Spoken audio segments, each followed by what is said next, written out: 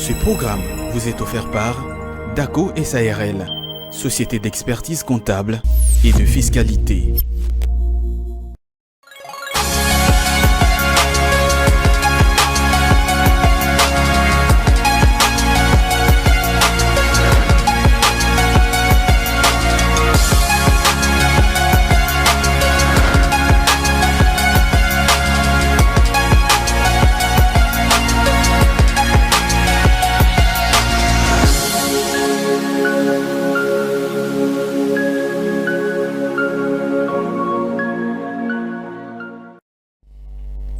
Bonjour à tous et bienvenue dans cette tranche La Matinale de l'Écho. Alors un rendez-vous de tout le jour, de lundi à vendredi, de 8h à 10h30. Alors nous sommes là pour vous accompagner, chers téléspectateurs. Merci de nous faire confiance ce matin, merci de renouveler encore cette confiance.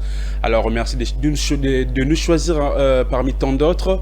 Ici en République démocratique du Congo, vous nous suivez depuis Goma, vous nous suivez depuis Bukavu.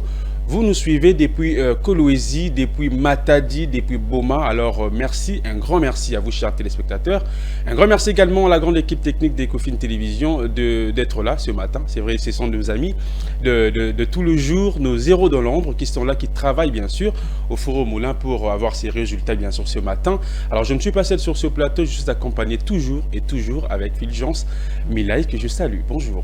Bonjour Jonathan, tu vas bien? Ouais, je me porte très bien, à merveille. Bah, moi je suis un peu enrhumé, tu le sens non? Ah ouais, je le sais. Là, tu vas me contaminer. Hein.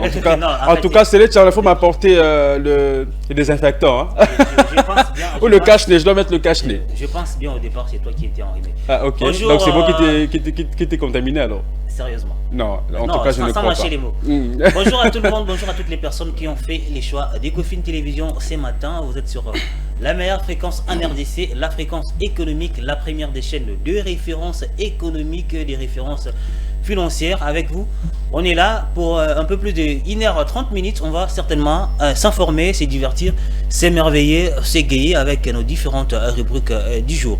Aujourd'hui nous sommes comme ça Jonathan, le 23, nous sommes le 23. Le 23 novembre, encore les mois de novembre, 31 jours. 31 jours. Donc encore 8 jours pour atteindre 2000.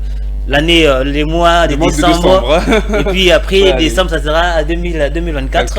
On entre dans la période des festivités. Et hier, Maman Philo l'avait dit, quand on est en train d'entrer dans cette période, il y a beaucoup de maladies, entre autres grippe, rhume. Voilà. Il faut savoir déjà s'imprégner de ce qui pourra certainement éviter à ce que vous tombiez malade, parce que moi déjà je suis enrhumé. Merci parce que je l'ai commencé à temps.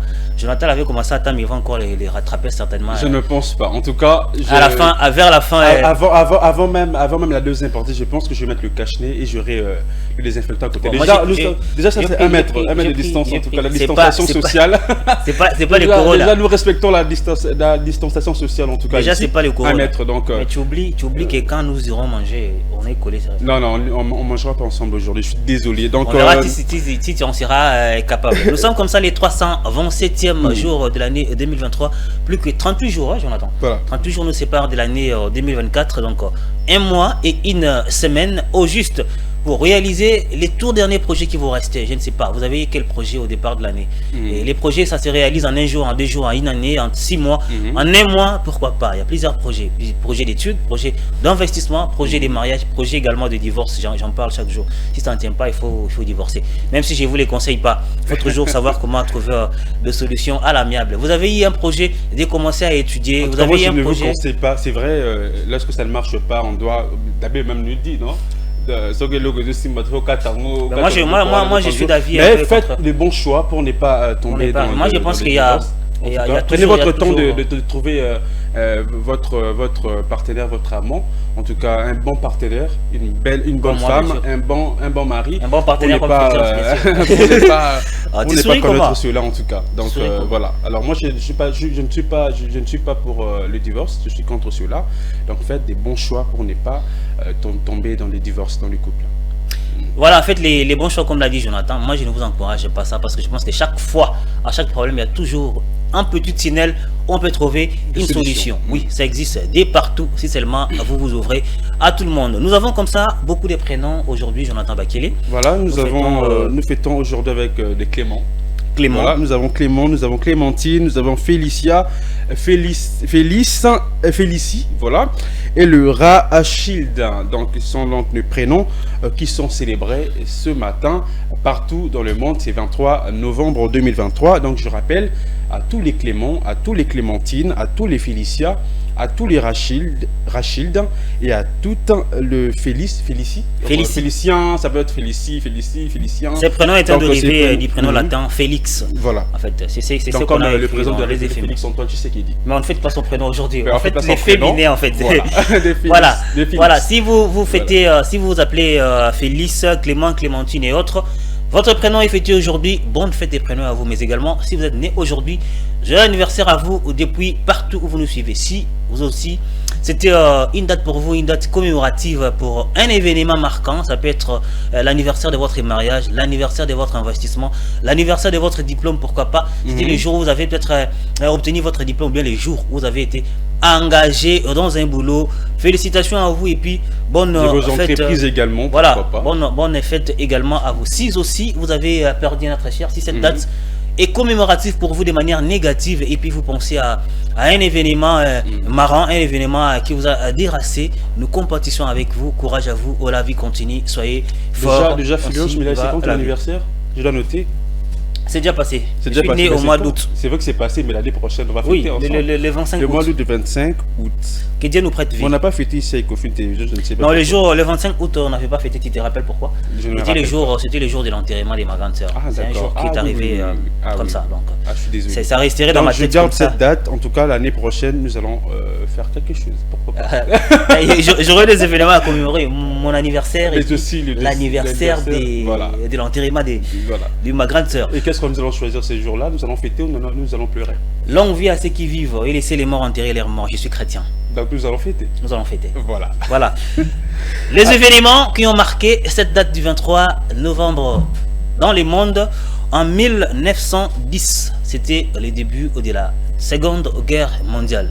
La Seconde Guerre mondiale, c'est-à-dire quand on parle de la guerre mondiale, on voit une guerre qui traverse des pays, qui traverse des continents. Et une fois, je suivais dans un documentaire congolais, il y avait un militaire congolais, on l'appelait Paracommando, qui avait participé à cet événement qui est tragique, c'est-à-dire un événement, quand on parle de la guerre, on voit déjà la destruction des bâtiments, l'enracinement des vies humaines et autres choses comme ça, c'est-à-dire c'est quelque chose à ne pas aimer, mais voilà, c'était arrivé comme ça un certain 23 novembre. Et le début de la Seconde Guerre mondiale. Quand on quitte la guerre mondiale, on arrive en 1980. En 1980, c'était le tremblement de terre dans l'Irpinia. Là, nous sommes en Italie. On va également aller voir en illustration. Tremblement de terre, c'est quelque chose qu'on n'aime pas. Quand il y a un tremblement de terre, il y a toujours des pertes de vies humaines. Voilà. Et on perd tout récemment, c'était au Maroc. Voilà. Tout récemment, il y avait séisme au Maroc, nos frères africains. Avec une compétition. Voilà, en 1980, c'était comme ça un tremblement de terre, c'était à Irpinia. Là, nous sommes dans une cité italienne. Certainement, il y a eu plusieurs pertes en vies humaines, plusieurs dégâts matériels. Nous compétissons également, la vie continue. Que Dieu prête vie à toute personne qui avait perdu un être cher, ou bien que Dieu accueille dans son royaume toutes les personnes qui étaient passées au trépas ces jours-là. Et je pense que ces personnes, si vous êtes dans des zones à risque comme ces pays... Comment savoir au Maroc également, c'est vrai que nous, au Maroc, c'est vrai qu'ils connaissent également les tremblements de terre. Pourquoi pas faire attention aux constructions, par exemple? Oui, Jonathan, mais par exemple, un séisme, c'est un phénomène naturel qui peut arriver. C'est vrai que c'est naturel, mais... Peut-être, comment on les appelle? On n'a pas connu les géologues. À Kinshasa, par exemple. On a connu l'éruption du volcan en Iragongo. Le volcan en Iragongo, oui, mais... Et nous avons connu ça. Ici à Kinshasa, on n'a pas connu cela. Peut-être parce que Dieu nous a donné une bonne terre. Mais voilà. On ne sait pas. Avec si nous sommes dans un terrain à risque, par exemple, on peut toutefois habiter, oui, mais il faudrait donc faire attention en tout cas. Hormis ça, mais à Kinshasa ou bien en RDC, en RDC, il n'y a pas longtemps, cette année, il y a eu ébullition. Les noms m'échappent, mais c'était du côté de l'Ituri, si je m'abuse, où il y a eu plusieurs pertes également, ébullition de la terre. Mais également à Kinshasa, quand il pleut, il y a des catastrophes naturelles. Voilà. Il y a certaines cités qui sont inondées, surtout les gens qui vivent le long du fleuve Congo. Et vous verrez que vous êtes inondés le long des rivières, par exemple la rivière Kalamou, les fleuves Congo en premier, Makelele, autres choses comme ça. Quand il y a des inondations, et puis voilà, il y a des pertes en vies humaines et puis des dégâts matériels. Nous compatissons également avec toutes ces personnes qui seront victimes parce qu'il y en aura. Mais nous ne les prédisons pas. On ne le souhaite pas. On le souhaite nous ne les prédisons pas. C'est le temps peut-être de prendre des précautions. Pourquoi voilà, ne pas déménager assez vite. En 2021, nous sommes comme ça en Bulgarie. Il y a eu un accident de bus près des Bosniaques qui avait causé la mort de plus de 46 personnes. 46 personnes ont été tuées. 46 personnes ont connu la mort. Ils sont passés au trépas. Ils ont traversé l'autre, comment on appelle ça? Les catholiques disent l'autre tombe. Donc moi je suis catholique. Ils ont traversé l'autre tombe. Ils sont partis dans le royaume de Dieu. Nous qui sommes chrétiens, nous croyons à la divinité après la mort. Nous compatissons avec vous, c'est en 2021. Tout récemment, c'est-à-dire il y a presque 2 ans. Voilà. Il y a 2 ans. Nous jetons les cendres pour toutes ces personnes qui ont perdu les leurs. Nous avons également des naissances très, comment je pourrais dire, des naissances très connues. Nous avons des naissances très connues. La première naissance en 1943. Un certain 23 novembre 1943, c'était la naissance du président brazzavillois des Congo d'en face. Du Congo. Sassou Nguesso. Voilà. Il est né comme ça un certain 23 novembre 1943, Denis Sassou Nguesso est né en 1943. Là, nous sommes à Edou, petit village aux environs d'Oyo. Dernier enfant d'une fratrie dont les pères est Julien Nguesso et la mère Emilienne Mouibara, morte en 1982. Il est marié à Antoinette Chibota et père de plusieurs enfants, ici de plusieurs femmes. C'est ce qui dit les éphémérides sur Wikipédia, c'est pas moi qui l'ai dit. On lui dénombre plus de 25 enfants avec Mwana Mouibara. On lui dénombre plus de 25 enfants avec plusieurs femmes dans des liaisons par mariage. Voilà. Nos frères Brazzavillois le savent déjà, c'est pas connu, lui-même l'a accepté à plusieurs reprises. Il est né comme ça un certain 23 novembre. 23 novembre. Alors nous traversons le côté de Brazzaville pour souhaiter un heureux et joyeux anniversaire. Papa Sassou. Voilà, au papa de la nation. Voilà. Sa coiffure te rappelle quelque chose. Nguesso. Ouais, sa coiffure te rappelle quelque chose. Mais je me tais. Non, moi, sa coiffure me rappelle une autre coiffure que je connais bien. Voilà. Alors, puisque nous parlons de Brazzaville, avant je t'interromps un peu, puisque nous parlons de Brazzaville, alors je rappelle que c'est là 2 jours, au moins 37 personnes, excusez, sont mortes dans la nuit du lundi au mardi au stade Michel Dornano de Brazzaville au Congo lors d'une opération de recrutement de l'armée. Voilà, des candidats ont forcé le portail au stade et de nombreuses personnes sont tombées et se sont piétinées également, et cela a provoqué 37 morts. Alors des milliers de jeunes à Brazzaville avaient pris d'assaut un peu vers 23 h, c'était la nuit du lundi à mardi. Donc ces temples du sport pour être parmi les premiers à obtenir dès le lendemain leur fiche de renseignement pour s'enrôler dans les forces armées congolaises. Une foule compacte a tenté de forcer l'entrée du stade, entraînant la chute de plusieurs personnes piétinées par d'autres. Donc il y a eu 37 personnes le mardi à Brazzaville. Donc c'était hier, c'était d'ailleurs, ils avaient les porte-parole du gouvernement du Congo-Brazzaville avaient d'ailleurs hier déclaré le deuil national. Donc hier, il n'y avait pas d'activité au Congo-Brazzaville.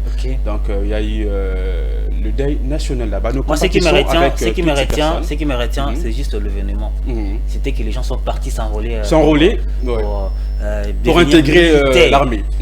Le patriotisme, dans son vrai sens, les patriotismes, même si ça peut arriver. Voilà, ils sont partis pas pour mourir, mais pour trouver du travail, pour devenir militaire et défendre la nation, les territoires nationaux du Congo. Mais dommage que cet événement est arrivé, donc tragique. Alors nous compatissons avec toutes les familles qui ont perdu leurs fils, parce que c'était les recrutements passés de 18 ans, je me de 18 ans à 25 ans. Ouf. Donc ce sont des jeunes qui aspiraient vraiment à beaucoup de choses également dans la vie. Alors ils sont partis. Donc du côté des Brazzaville, nous sommes de cœur avec vous, nos familles de Brazzaville. Déjà hier, j'avais appelé directement mon grand frère, je l'ai appelé, je l'ai appelé pour me renseigner s'il était parmi ces jeunes pour l'enrôlement, alors pour le recrutement. Alors il était là, lui, malheureusement, heureusement qu'il n'était pas allé, ça l'a pas intéressé. Mais nous compatissons avec toutes ces familles, en tout cas. Donc Brazzaville, vous êtes ici dans le cœur et nous sommes ensemble. Voilà, Brazzaville, vous êtes ici dans le Caire et puis nous sommes ensemble, comme l'a dit Jonathan Bakele. On va certainement partir rapidement du côté de la régie parce que nous courons derrière le temps. Voilà. On va prendre la page publicitaire avant de prendre la rediffusion du journal d'hier soir qui était présenté par le directeur général chargé de la technique, Patrick Lumbala, et puis on va se retrouver pour la suite de votre tranche matinale.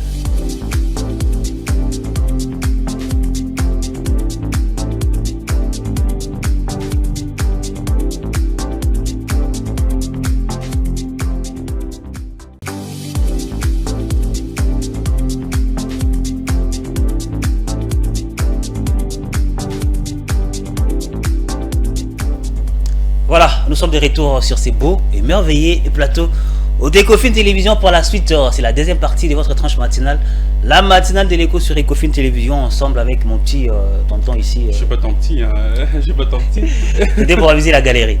Avec mon pote ici, Jonathan Bakele, on va certainement continuer avec les différentes rubriques restantes. Là, on va prendre la météo. Nous allons la météo. Question de savoir. Nous savons déjà qu'il est dans certains coins de la ville, en tout cas, il pleut déjà. Peut-être à Lemba également, il pleut.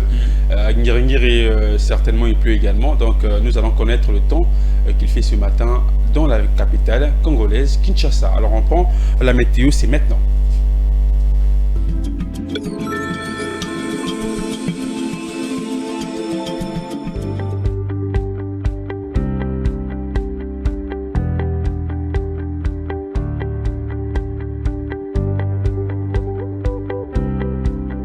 Voilà, nous sommes dans la ville de Kinshasa, 24 degrés ce matin, 22 degrés le soir, 80% de chance cet après-midi de pluie et 77% de chance de pluie le soir.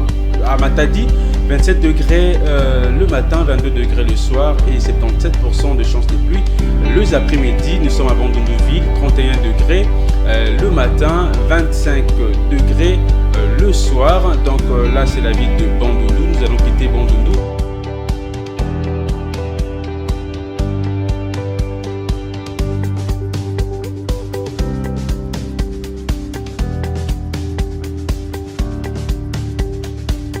Les précipitations le soir à Kisangani, 29 degrés le matin, 23 degrés le soir, donc il y a quelques pontages également. Les précipitations les après-midi, à Goma également il pleut presque tous les jours. Donc 21 degrés le matin, 26 degrés le soir, 62% de chance de pluie les après-midi. À Bukavu, 22 degrés le matin, 17 degrés le soir, 80% de chance de pluie. Les après-midi, 31 degrés à Lubumbashi le matin et 19 degrés le soir, 78% des chances de pluie les après-midi, et à Kolwezi, 26 degrés le matin, 19 degrés le soir, 80% de chances de pluie les après-midi également.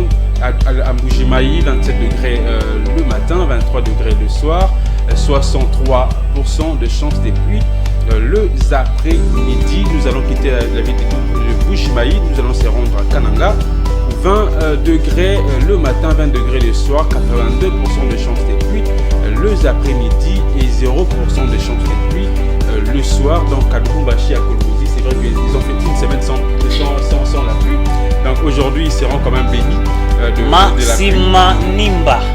Nous sommes de la province où ils parlent le Swahili, l'activité principale, encore l'agriculture. Non, il doit avoir une erreur. À Massimanim, on ne parle pas Swahili. On ne parle pas Swahili, Kikongo. Voilà. On parle Kikongo, ça dépend de quelle tribu qui est là. Parce que là-bas, il y a des Soukou, il y a des Pendé également, il y a aussi des Bambala et autre chose comme ça. Donc il y a une petite erreur de l'autre côté à rectifier. Voilà. Nous allons cette fois-ci repartir du côté de la régie. Nous allons prendre le cours d'échange. C'est vrai que hier, on m'a escroqué. Comment ça? On t'escroque à ton âge là. Imagine le taux aujourd'hui, c'est à 26 000, n'est-ce pas? 26 000 passé de 26 050, 26 200. J'ai changé hier à 24 500 francs. Et tu as accepté? Mais je n'avais pas le choix parce que j'avais besoin de francs congolais. Non. Il y a plusieurs cambistes partout. Il y a plusieurs cambistes, mais là où j'étais, j'avais pas de cambiste, il était le seul. C'était la nuit. C'était la nuit. Voilà. C'était la nuit. Donc, un vrai noctambule. 24 500. Alors je n'avais pas le choix, j'ai eu à discuter avec le type. Donc, mais après il m'a dit c'est ça le taux. J'ai dit non, Et tu as quand même pris. Ben j'ai quand même pris parce que non, moi je prends pas. J'avais besoin de francs. J'avais besoin de francs. Non, qu'est-ce que tu devais acheter ou on n'achète pas avec les dollars? J'avais besoin de francs congolais. Non, qu'est-ce que tu devais faire? On n'achète pas avec les dollars. Moi j'avais besoin de francs congolais. Oh, mais c'est j'ai dit non. Admettons que tu voulais te payer les transports. Je donne les 10 dollars au chauffeur, il va me rembourser. 10 dollars, tu prends le bus, tu donnes 10 dollars. Oui, il va rembourser. Ça sera compliqué. C'est déjà d'abord les soirs. C'est compliqué, voilà. Donc nous allons connaître le non, peut sauter ce matin. On m'a escroqué hier, mais en tout cas aujourd'hui nous allons connaître le taux du jour avec. C'est là avec 26 000 francs, ça occasionne l'inflation. Voilà. Pas seulement pour les denrées alimentaires, mais également l'internet. Voilà. Les coûts de l'internet commencent déjà à chauffer. On nous signale déjà ce matin que mégabytes sont marchés à 1000 francs. Et Mati. Tu sais qu'à l'époque il y a. Les autres chauffés à niveau j'ai vu sur Twitter, il y a un jeune qui a posté une photo où on voit le carte de crédit qu'on achetait à 50 unités, c'était 500 francs congolais. Mais aujourd'hui, 50 unités, ça combien? Non, moi je me rappelle même à l'époque, j'utilisais Tigo. À l'époque, on appelait ça Tigo quand j'étais étudiant à l'Ilikin. Et quand vous achetez pour 250 francs, c'est-à-dire 25 unités, et vous mettez pour 500 SMS pour toute la semaine. Donc, vous êtes solo là, quelque chose comme ça. Il y avait une publicité qui passait comme ça. Allô, tu vois? Et donc, moi je me dis, mais si tu vois comme ça, et puis quelqu'un m'avait posé la question. Quelqu'un m'a posé la question, c'est Inita Nezarani. Je verrai qu'on accueille quelqu'un qui pourra nous expliquer ça prochainement. La semaine prochaine, on va chercher. Moutoumaya a expliqué unité, on a crédit autant la téléphone des araignées. On nous a fait signe que Béga et Mati, donc. Sur FMI Olé là. FMI Olé, c'est que. FMI Olé, que Béga et Mati. Et bon, alors, nous allons afficher le tableau de cours de change maintenant. Voilà, $1 américain s'échange actuellement à Kinshasa à 2591 francs congolais, le cours acheteur. Le cours moyen, c'est à 2644 francs congolais. Le cours vendeur, c'est à 2697 francs congolais. 1 euro s'échange actuellement à Kinshasa à 2840 francs congolais, le cours acheteur. Le cours moyen, c'est à 2898 francs congolais. Le cours vendeur, c'est à 2956 francs congolais. Un livre sterling, excusez, s'échange actuellement à Kinshasa 3246 francs congolais, le cours acheteur. Et les cours moyens, c'est à 3312 francs congolais, le cours vendeur. C'est à 3379 francs congolais. 1 franc CFA s'échange à Kinshasa, le cours acheteur, c'est à 4,3298 francs congolais, les cours moyens. C'est à 4182 francs congolais. Le cours vendeur, c'est à 4,5065 francs congolais. Donc, c'est lui qui m'a escroqué hier. En tout cas, aujourd'hui, je vais retourner. Aujourd'hui, je vais retourner. Non, c'est vrai que tu peux. C'est ce que tu dis. Tu as besoin de francs. Non, je ne prends pas. Comment tu fais pour payer le transport pour je te paye avec les dollars américains. Je ne prends pas les dollars. Non, je paye avec les dollars. Ça sera compliqué les soirs. Non, ça sera pas compliqué les soirs. Donc, c'est-à-dire même si tu donnais 20 000 francs, comme tu avais besoin des francs. Pas 20 000 francs en tout cas. Pas 20 000 francs en tout cas. Donc, Kabele, tu donnes 1000 francs à l'autre. Aujourd'hui, tu me fais cadeau. Aujourd'hui, tu me fais cadeau de l'argent. De combien? De combien? Tu as donné un cambio, c'est un connu 2000 francs. Moi, quelqu'un que tu connais, tu multiplies par 10. Voilà, c'est bon. Je vais le diviser par 2. C'est bon, merci. Nous allons cette fois-ci prendre l'avion. Nous allons voyager. Congo Airways. Nous allons prendre Congo Airways, en tout cas. Congo Airways est des retours.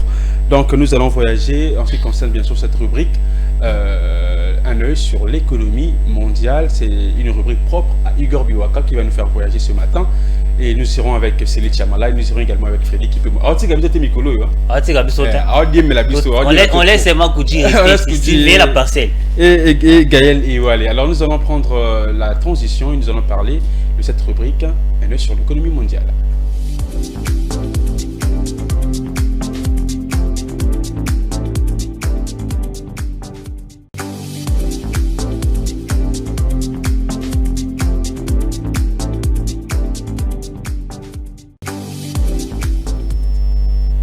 J'atterris à Luanda, en Angola, où je vais parler de la Banque centrale qui relève son taux directeur à 18%. Alors la Banque centrale centrale d'Angola a relevé le mardi 21 novembre son principal taux directeur à 18%. Alors selon le communiqué de l'institution, cette décision intervient dans un contexte d'augmentation de l'inflation dans le pays. Alors selon les données de l'institution, le taux d'inflation a grimpé à 16,58% au mois d'octobre contre 15,01% en septembre dernier. Alors en outre, la devise nationale qu'est le Kwanza a également affiché une dévaluation de plus de 29%. Et selon le FMI, l'inflation globale annuelle de l'Angola devrait s'établir à 13,1% cette année contre 21,4% en 2022, avec une croissance économique estimée à 1,3%. Ce que j'ai aimé, c'est les bâtiments de l'Air Bank. C'est beau, les bâtiments. Une construction grecque, antique, c'est beau, c'est très beau. Je prends également mon avion. Moi, je vais parler des hydrocarbures, mais je vais partir du côté de Lagos, Abuja. Au Nigeria, j'atterris, j'ai dit bonjour à qui? Obi Mikel. Hydrocarbures, le Nigeria et l'Allemagne s'accordent sur l'approvisionnement en gaz. Le Nigeria et l'Allemagne ont signé au désaccord portant sur l'approvisionnement en gaz et des investissements de 500 millions de dollars dans l'énergie verte. En vertu de cet accord, le Nigeria fournira 850 000 tonnes de gaz naturel à l'Allemagne chaque année dans une première étape et 1,2 million de tonnes ultérieurement. Rappelons que ces accords ont été signés lors de la 4e édition de la conférence de l'initiative politico-économique comptant Compact Wave Africa CWA qui s'est tenue du 20 au 21 novembre à Berlin. À Berlin, nous sommes comme ça en Allemagne, dans une conférence où la RDC aussi a pris part. La RDC est l'un des grands pays dans presque tout.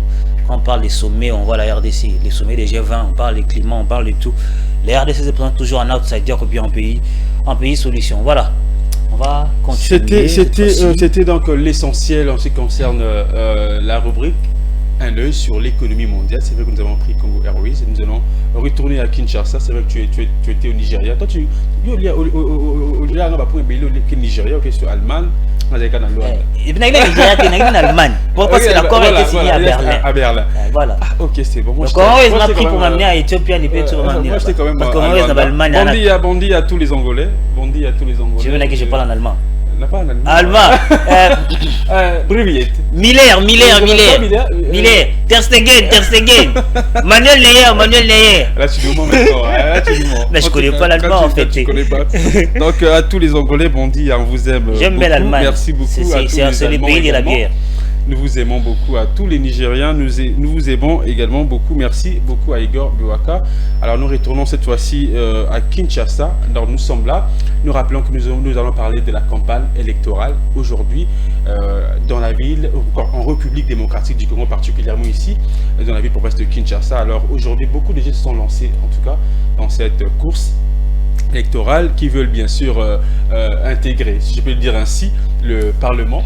Pour aller toucher combien? Voilà, pour aller toucher ces montants-là. Pour aller toucher ces montants. Alors, c'est tous les jeunes, en tout cas, qui se sont lancés dans la course. Alors, est-ce que ces jeunes sont financés? C'est la grande question qu'on se pose, parce qu'il y a certains jeunes... Moi, ce qui m'intéresse, Jonathan Baguel, ce n'est pas seulement le financement. Déjà, j'ai vu quelqu'un qui demande de l'argent dans les réseaux. Tu as postulé seul. Ça, c'est un engagement particulier, un engagement privé que tu t'engages et puis tu demandes... À toi, je ne suis pas pour, mais je ne vais pas commenter sur ça. Moi, ce qui m'intéresse, ce n'est pas la campagne.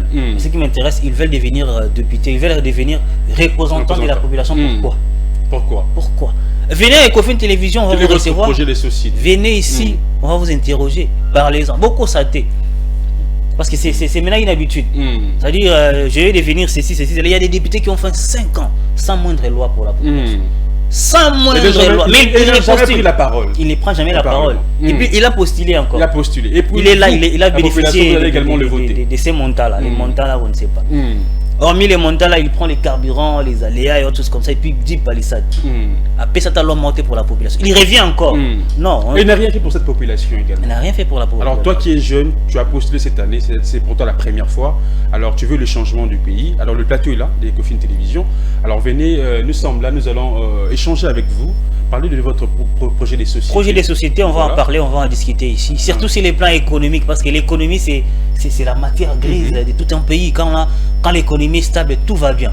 Matière économie, il a peut-être, je ne sais pas, j'ai discrédité l'homme sauté, mais on ne peut pas quand même aimer la musique plus que l'économie. Parce que dans la musique, il y a l'économie, dans tout. Dans tout, il y a de l'argent, il y a de l'économie. Donc, même en football, il y a de l'économie dedans. Donc, venez à Ecofin Télévision amener votre projet de société sur les plans économiques, sur les plans financiers également. On va en discuter. Contactez-nous avec le numéro qui est affiché au bas de l'écran. Écrivez-nous sur WhatsApp, laissez-nous un message, appelez-nous si possible. On va décrocher, on va répondre et puis on saura vous accueillir sur les beaux et merveilleux plateaux. Nos portes sont grandement ouvertes. Alors nous sommes là, nous allons vous recevoir. Alors cette fois-ci, nous allons répartir du côté de la régie. Nous allons prendre la page publicitaire et nous allons laisser la place à Igor Biwaka qui va nous informer. Et nous allons se retrouver tout justement après ces bulletins d'information. Ce sera la troisième partie et la dernière ligne droit de cette tranche, la matinale de l'écho. Avec Fulgence Milay, nous allons parler de ces sujets, la campagne électorale. Et nous allons recevoir sur ces plateaux un invité. Un invité. Ouais, un invité, en téléno.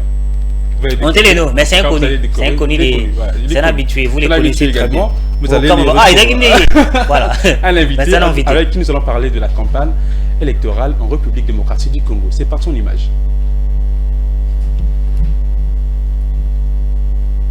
On disait qu'on va rentrer du côté de la région, on va prendre la page publicitaire qui va nous conduire au bulletin d'information avec Igor Biwaka et puis on va se retrouver tout juste après pour recevoir l'invité du jour avec qui nous allons discuter sur la campagne électorale en RDC, tous les contours financiers, les contours de la population, l'intérêt, les messages, les plans, les projets des sociétés et autres. Ça sera après le bulletin d'information, on prend la page publicitaire et puis on va se retrouver juste après les bulletins.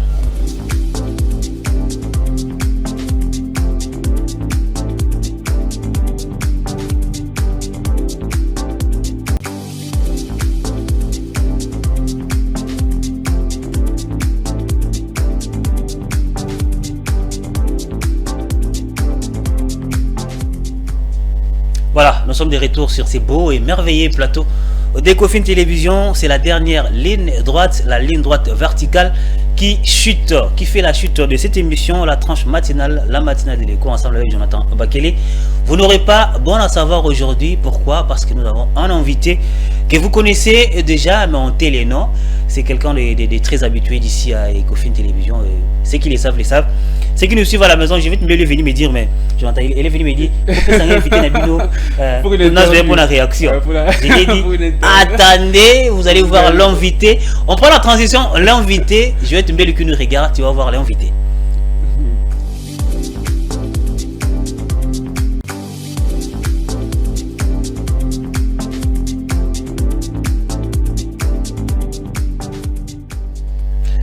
Voilà, il est là avec nous sur ces plateaux, Patrick Lumbala, directeur général chargé de la technique à Ecofin Télévision. Bonjour et bienvenue.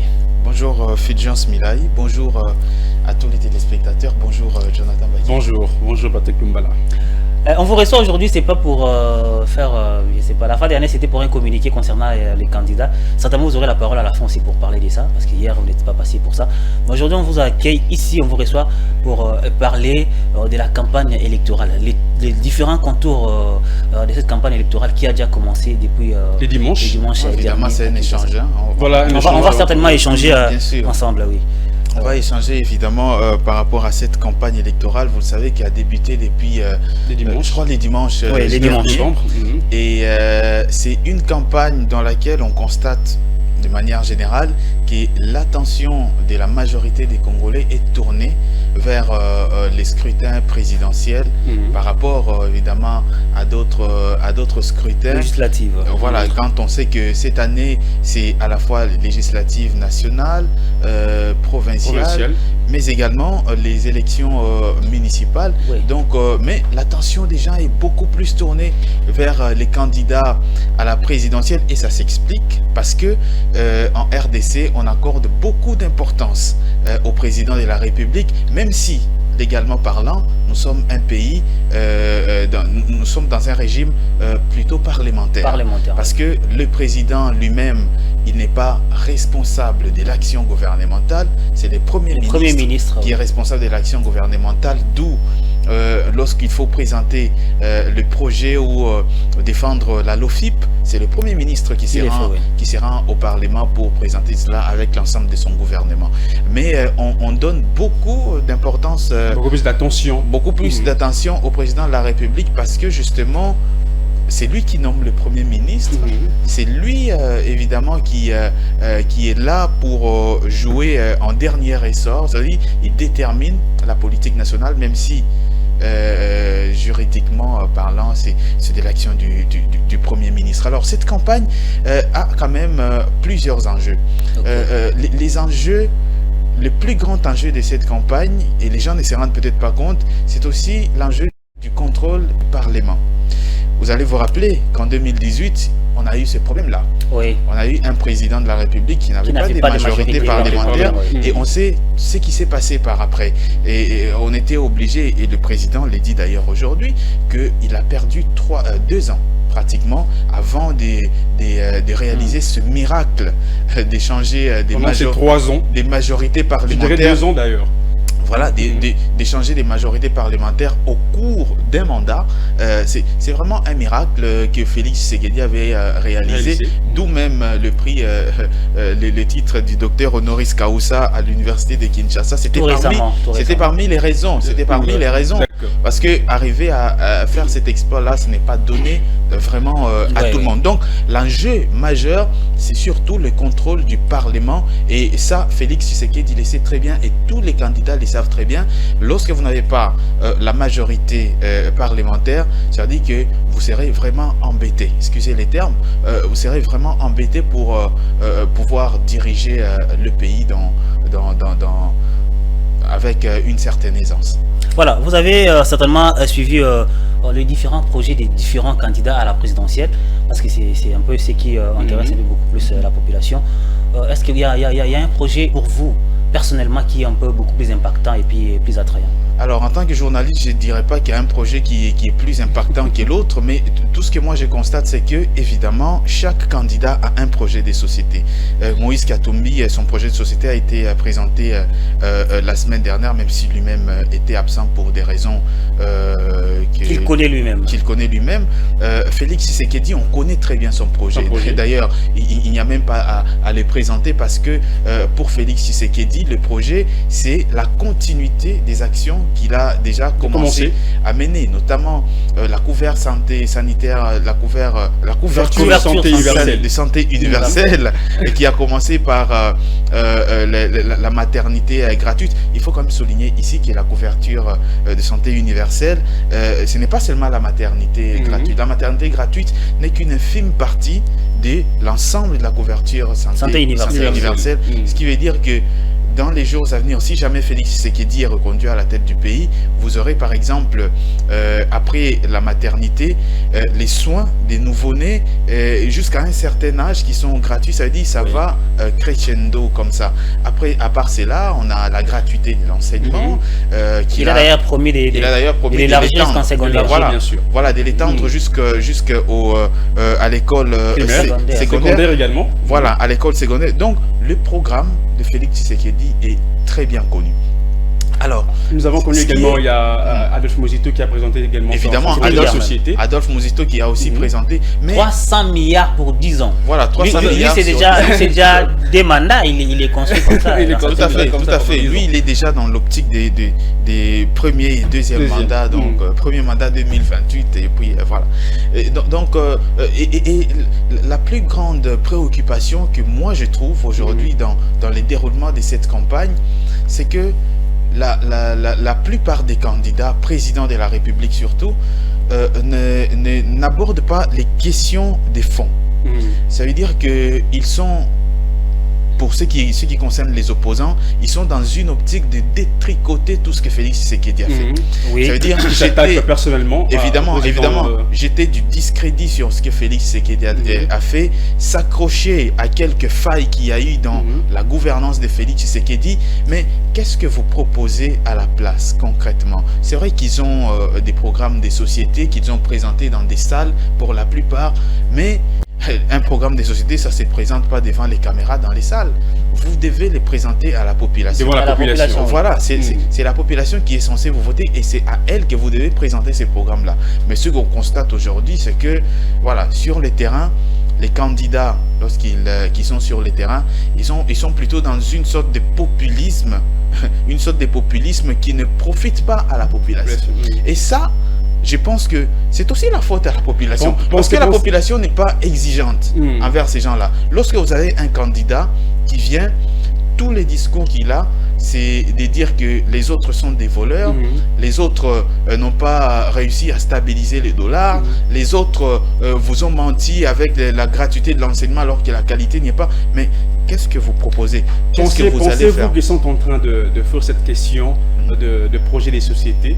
C'est vrai qu'ils sont en train d'accuser, d'attaquer personnellement d'autres candidats. Pensez-vous que ces candidats qui n'ont pas encore présenté leur projet des sociétés sont en train de fuir cette question pour essayer de s'attaquer à d'autres? Oui, justement, cette question, je vais la répondre en deux volets. Le premier volet, c'est que c'est d'abord la population elle-même. La population doit être exigeante envers ces candidats. Lorsqu'on dit qu'ils sont en train de fuir, je ne pense pas, parce que chaque candidat en venant postuler, il a déjà un projet des sociétés. Mais curieusement, lorsque la campagne commence, ils ne pipent pas mot sur leur projet des sociétés. Et ils sont en train de surfer en fait sur les sujets beaucoup plus sensibles dans la population, des sujets du genre social, mais vous attaquez.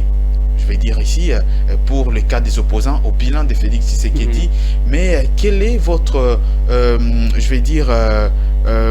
colonne vertébrale programmatique pour pouvoir répondre à d'autres questions essentielles de la société, telles que le social de la population, l'économie du pays. Comment vous allez faire pour relever cette économie aujourd'hui qui a connu quand même beaucoup de chocs? Je ne suis pas en train de faire ici la publicité de Félix Tshisekedi, mais il faut quand même savoir que Félix Tshisekedi est arrivé au pouvoir en 2019, début 2019. Juste après ça, il y a eu l'épisode de la pandémie. COVID-19 que nous avons connu en 2020. Qui a terrassé le monde entier, qui a terrassé les économies mondiales. Qui a terrassé les économies du monde entier.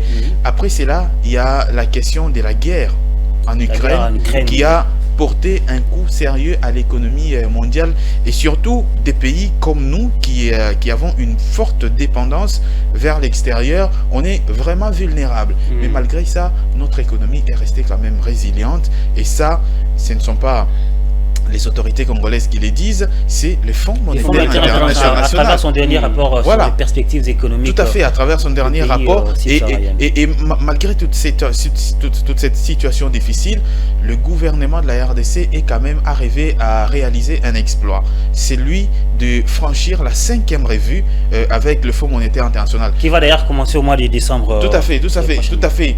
Franchir la 5e revue, ça veut dire quoi? Ça veut dire tout simplement que l'État congolais aujourd'hui a réalisé un exploit parce que ça n'a jamais été réalisé depuis que la RDC est RDC. On s'arrête généralement pour des raisons de transparence dans l'exécution budgétaire vers la 4e revue. Mais cette fois, le gouvernement a réussi à aller au-delà de la 4e revue. C'est en tout cas quelque chose à féliciter également. Donc, dans cette campagne électorale, ce qu'on exhorte, nous, aux candidats, c'est de présenter la colonne vertébrale programmatique de leur projet des sociétés. La population a besoin de savoir ça. La population a besoin de savoir que si on vote Jonathan Bakele, il va commencer par quoi pour mettre fin à la guerre de l'Est de la RDC? Qu'est-ce qu'il va faire? Il va commencer par où pour aboutir par où? Il ne faut pas chanter parce que... Et s'attaquer personnellement à notre candidat. Voilà, mais on sait quand même la population congolaise, il y a beaucoup d'émotions. On est trop émotifs entre nous qu'on se le dise. Et les candidats surfent aussi sur cette situation-là. Donc, on doit être vraiment exigeant. Parlons par rapport au financement tout à l'heure. C'est vrai qu'il y a, là nous venons de parler du scrutin à la présidence. Alors parlant de législative mais aussi de provincial, apparemment il y a certains candidats députés qui ne sont pas financés par leur parti politique. Apparemment cette fois-ci les différents partis politiques n'ont pas financé la campagne électorale des candidats, que ce soit la députation provinciale, nationale ou encore des conseillers municipaux. Alors, qu'est-ce qui explique cela? Bon, justement, ce qui explique cela, je pense que la question, nous allons ensemble la poser au chef des regroupements et partis politiques, mais ce qu'il y a quand même certains aujourd'hui, c'est que partout sur les réseaux sociaux, on constate les députés qui appellent au lever des fonds pour soutenir leur campagne. Mais écoutez, lorsque vous postulez, vous devez être conséquent. Ça veut dire que la campagne là, ce n'est pas une question de charité où on vient, on apporte et puis voilà. Donc vous devez être conséquent. Vous devez montrer que vous êtes préparé sur tous les plans. Il ne faut pas donner l'impression à la population que nous sommes en train de voter quelqu'un qui va aller pour remplir ses poches. Parce que déjà, quelqu'un qui vient pour vous demander de l'argent pour faire sa propre campagne, ça veut dire que c'est quelqu'un déjà qui est financièrement, on va dire, voilà, instable. Donc dès qu'il va arriver au Parlement, c'est pour se stabiliser financièrement. Voilà, c'est pour se stabiliser financièrement. C'est là qu'on a généralement des questions du genre des motions alimentaires. Ça, ce sont des termes parlementaires, des motions alimentaires à l'Assemblée nationale. Donc un député qui s'élève aujourd'hui, qui s'est dit bon, au lieu d'attendre à la fin du mois, je vais quand même embêter un ministre. Je lance une motion alimentaire, entre guillemets, et puis quand le ministre vient, on l'embête un peu, et puis il laisse, et puis voilà, on ferme l'œil, et puis la situation passe. Donc, ce sont ces gens des personnes qu'il ne faut pas voter.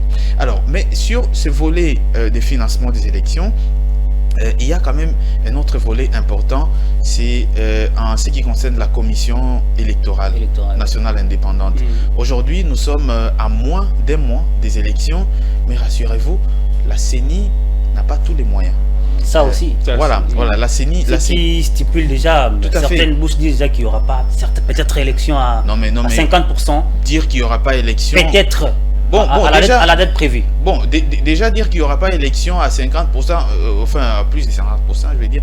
Bon, je pense que c'est déjà évident. On sait que Rutshuru, Massissi et d'autres parties du pays n'iront pas aux élections. Ce qui veut dire qu'il n'y aura pas vraiment élection à 100%. À 100%, comme c'est fait le cas d'ailleurs en 2018. Voilà, sur l'ensemble du territoire national. Mais sur cette question-là, vous savez, ces élections, le coût global de ces élections, c'est 1,1 milliard des dollars américains. Et à cette étape, le gouvernement a déjà décaissé 800 millions parce que c'est le gouvernement qui finance à 100% ce processus électoral.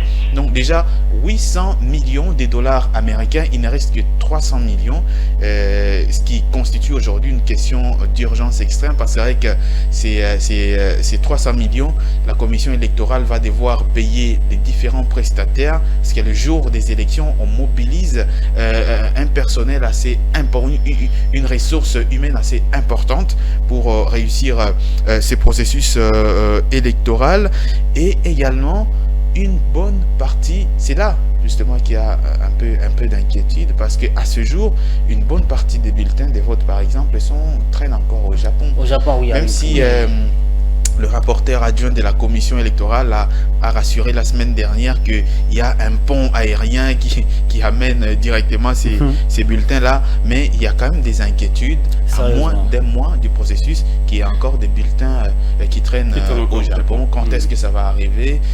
Quand est-ce que les tests seront faits? Même si les tests grandeur nature ont commencé, mais bon, on espère en tout cas que ça va se tenir dans les délais et le peuple congolais va devoir se choisir ses représentants. Ouais, une question qu'on avait peut-être posée avant, on l'a oublié, c'était concernant les ambitions de certains candidats. On a vu, je parlais même de Franck Biongo qui a été les premiers à aller déposer sa candidature, mais il a désisté à la fin. Est-ce que c'est pas c'est pas quelque chose de manière... En fait, c'est pas une guerre d'ambition ou comment. Alors, il y a certains des candidats, plusieurs d'ailleurs, j'ai cité Matata Ponyo également, avec son LGD, qui certainement annonçait des grandes choses. Particulièrement, moi, je croyais en lui comme un potentiel grand candidat, l'une des figures des pros de l'opposition, mais malheureusement, il a désisté à la fin en faveur de Moïse Katumbi. Comment vous trouvez un peu cette approche? Alors, lorsque vous posez cette question, j'ai envie de rire parce que je me rappelle d'une anecdote que j'ai vue sur les réseaux sociaux où on écrit Moutou à promettre grandeur et à Congo à Teki candidature. Ouais, vous voyez des choses comme ça. Bon, mais en fait, c'est inhérent à tout processus électoral et c'est aussi ce qu'on appelle de la, en anglais, on dit de la real politique, c'est-à-dire la politique réelle. Vous êtes là, vous vous rendez vraiment compte de la réalité en face et vous vous dites que si je me lance aujourd'hui dans la campagne électorale, ce sera de l'argent jeté par la fenêtre. Alors, je vois dans tel candidat des similitudes, un combat assez similaire au mien, eh bien, je me rallie à lui pour que nous puissions ensemble ne pas disperser les voix et aller vers notre objectif commun. C'est dans ce cadre-là qu'on peut situer la décision de cette Kikoni, de Matata Ponyo ou encore des Franck Diongo. Mais une question également importante, c'est que à ce jour, si la configuration actuelle des candidats part comme ça au scrutin du 20 décembre 2023, la victoire, elle est assurée pour Félix Tshisekedi. Parce que, vous savez, nous sommes dans une élection à un seul tour et lorsque les voix sont dispersées, il ne faut pas oublier que Martin Fayoulou, c'est quand même quelqu'un dont la popularité n'est plus à démontrer. N'est plus à démontrer aujourd'hui. On a Dr Mukwege qui a pratiquement déjà conquis une grande partie de l'Est. Qui s'est fait voilà, de l'Est de la RDC. On connaît bien la force de l'électorat de l'Est de la RDC. Donc aujourd'hui, il est, si l'opposition veut mettre toutes les chances de son côté et au vu de plusieurs observateurs et moi y compris, c'est qu'il faut qu'elle puisse vraiment coaliser toutes ces forces pour faire un peu de contrepoids à Félix Tshisekedi, parce que Félix Tshisekedi, sans vous mentir, actuellement c'est quand même une machine politique. C'est quand même une machine politique et l'opposition n'aura aucune chance si elle part aux élections dispersées. Et dans ce cas de figure, je pense qu'ils n'ont pas vraiment de chance de battre Félix. Il n'y a pas longtemps, vous avez reçu un membre du parti En Vol qui avait répondu à cette question en disant que c'est pas une raison que l'opposition perde les élections. Alors ça, généralement, ce sont des discours politiques. Ce sont des discours politiques, mais ce qu'on sait, c'est que vous vous rendez dans un bureau de vote, vous avez Martin Fayoulou, vous avez Denis Mukwege, vous avez Moïse Katumbi, vous avez Félix Tshisekedi. Eh bien, vous vous dites quoi? Il y a des gens au Katanga et aujourd'hui il faut quand même se dire que le Katanga ce n'est pas une forteresse de Moïse Katumbi. Plusieurs sondages ont été réalisés, c'est que Félix Tshisekedi a également de l'ancrage dans cette partie du pays. Avec Fifi Masuka. Voilà, avec Fifi Masuka, une forte mobilisation sur le terrain. Donc l'opposition, si elle veut en tout cas avoir au moins des chances de faire face à Tshisekedi, c'est de se coaliser encore, que cette coalition soit acceptée par le peuple, parce que derrière Tshisekedi, il n'y a pas de moindres personnalités.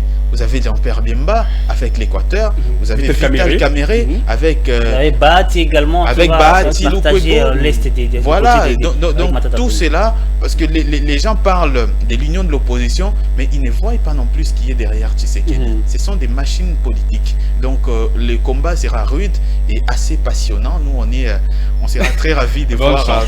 Ce qui sera d'ailleurs difficile pour l'opposition de se trouver. Merci beaucoup de nous arriver à la fin. Je pense pas que Martin Fayoulou va accepter de soutenir quelqu'un d'autre. Parce qu'il s'est dit qu'il a été à l'opposition pendant 5 ans. Il ne sera pas là pour soutenir ceux qui sont partis et sont revenus. Connaissant Martin Fayoulou, déjà le radicalisme avec lui. C'est ça évidemment, le radicalisme c'est une tasse d'été pour lui. Merci beaucoup Patrick Lumbala, merci à Fulgence Milaï. Alors c'était un plaisir en tout cas de partager ces moments ensemble avec vous. Alors je rappelle que nous allons parler de la campagne électorale ici sur ces plateaux de la matinale de l'Écho. Nous allons se retrouver demain, ce sera avec le même plaisir, bien sûr, chers téléspectateurs. Merci à toi, Fulgence Milaï. Un mot de téléspectateurs. Merci à toutes les personnes qui nous ont suivis de partout. Merci de faire confiance à Ecofin Télévision. Le rendez-vous est pris demain à la même heure sur la même fréquence. Tenez-vous bien. Au revoir.